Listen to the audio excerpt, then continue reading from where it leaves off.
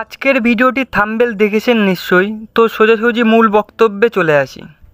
September মাসের শুরুতে একাধিক গুরুত্বপূর্ণ আর্থিক পরিবর্তন আসতে চলেছে, যা আপনার দৈনন্দিন জীবনের ওপর প্রত্যক্ষ বা পরোক্ষভাবে প্রভাব ফেলবে। বেশ কিছু নতুন নিয়ম এবং পরিবর্তন কার্যকর হবে সেপ্টেম্বর 2024 থেকে। এই পরিবর্তনগুলির মধ্যে রয়েছে ক্রেডিট কার্ডের নতুন নিয়ম এবং আধার কার্ডে আপডেট, রান্নার গ্যাসের দাম, বিমানের জ্বালানি সংক্রান্ত গুরুত্বপূর্ণ ঘোষণা। সেই গুরুত্বপূর্ণ ঘোষণাগুলির মধ্যে প্রথমেই রয়েছে 1 নম্বরে রয়েছে ফেক ফোন কলের নিষেধাজ্ঞা। Telecom authority of India 1 September থেকে টেলিকম সম্পর্কিত নিয়মে বেশ কিছু পরিবর্তন আনছে, যা সাইবার প্রতারণা রুখতে কার্যকর হবে। নতুন নিয়ম অনুযায়ী জিও, এয়ারটেল, ভিআই টেলিকম সংস্থাগুলিকে 140 নম্বর সিরিজের টেলিমার্কেটিং কল এবং ব্যবসায়িক মেসেজ ব্লক করার জন্য নির্দেশ দেওয়া হয়েছে। এতে টেলিকম গ্রাহকদের প্রতারণামূলক ফোন কলের পরিমাণ কমবে এবং সুরক্ষা বৃদ্ধি পাবে। তো বন্ধুরা, 2 নম্বরে রয়েছে ক্রেডিট কার্ডের নতুন নিয়ম চালু। 1 সেপ্টেম্বর 2024 থেকে ক্রেডিট কার্ডের নিয়মে পরিবর্তন ঘটবে। এইচডিএফসি এবং অন্যান্য বড় ব্যাঙ্কগুলির ইউটিলিটি লেনদেনের জন্য রিওয়ার্ড পয়েন্টের সীমা নির্ধারণ করবে। এতে গ্রাহকরা প্রতি মাসে 2000 পয়েন্টের বেশি লাভ করবেন না।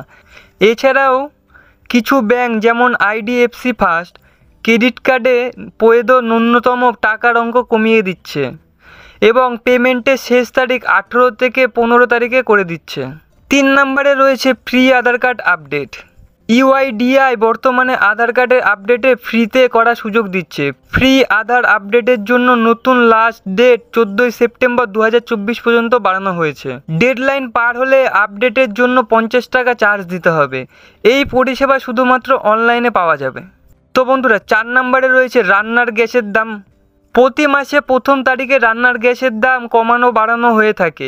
1 সেপ্টেম্বর থেকে রান্নার গ্যাসের দাম আবার পরিবর্তন হতে পারে।